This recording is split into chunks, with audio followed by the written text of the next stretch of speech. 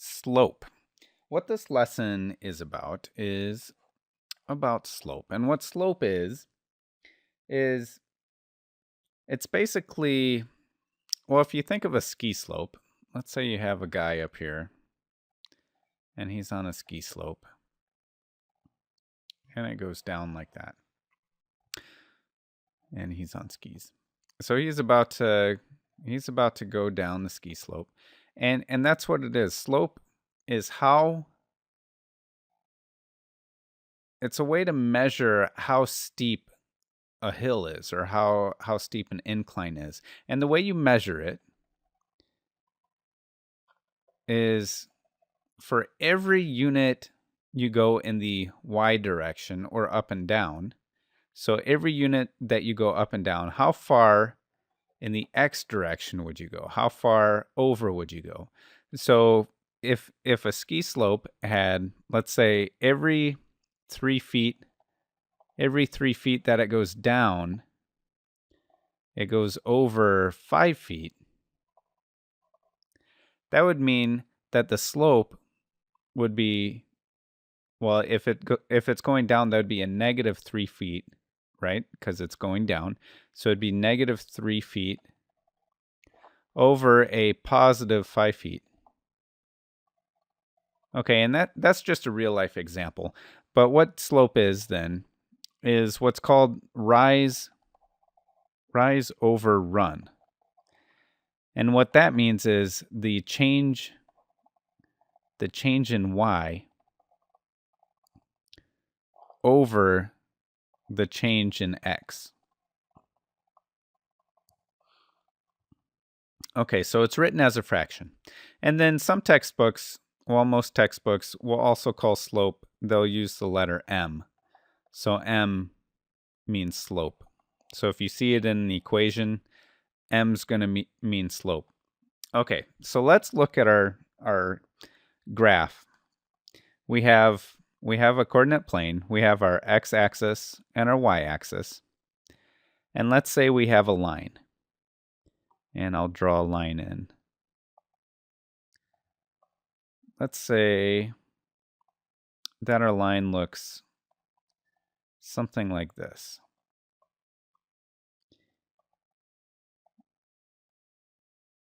Okay, so we have our line. Now, let's find a point on that line. So here's a point. And then I'll put another point in a different color.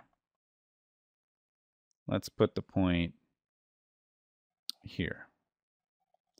Okay, and then we want to find the slope of that line. We want to find the slope.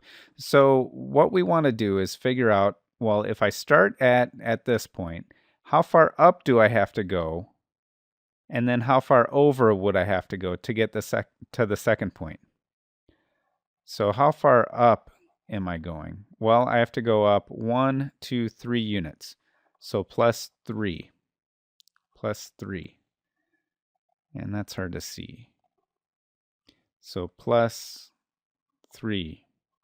And then how far over do I have to go? How far in the x direction? Well, I also have to go 1, 2, 3. So plus 3. So my slope is going to be the change in the y direction, which is a positive 3. So plus 3 over the change in the x direction, which is also a positive 3. So it's how far up or down did I go, and then how far over did I go.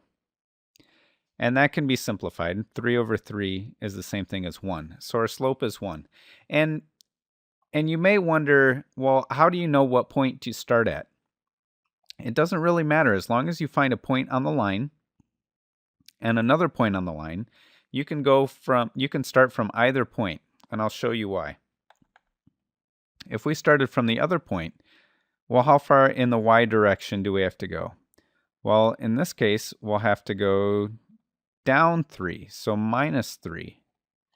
And then how far over in the x direction?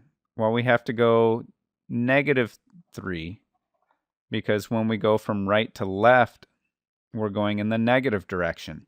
So again, we have our change in y, which is negative 3, over the change in x, which is negative 3, and that simplifies to 1. So negative 3 over negative 3 is 1.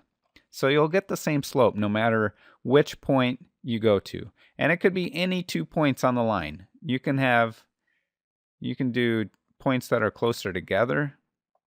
If we use these 2 points, the change in y will be a positive 1 over a positive 1 for the change in x. So it'll be 1 over 1. And you'll get the same answer. So the slope, any 2 points on this line, you'll find the same answer. Now, how would you find the slope if you didn't have the graph? If you didn't have the graph and they just gave you 2 points. And that's what we're going to explore in the next lesson. But for this one, we just wanted to give you an idea of what slope is and the definition. So it's rise over run, or the change in y over the change in x.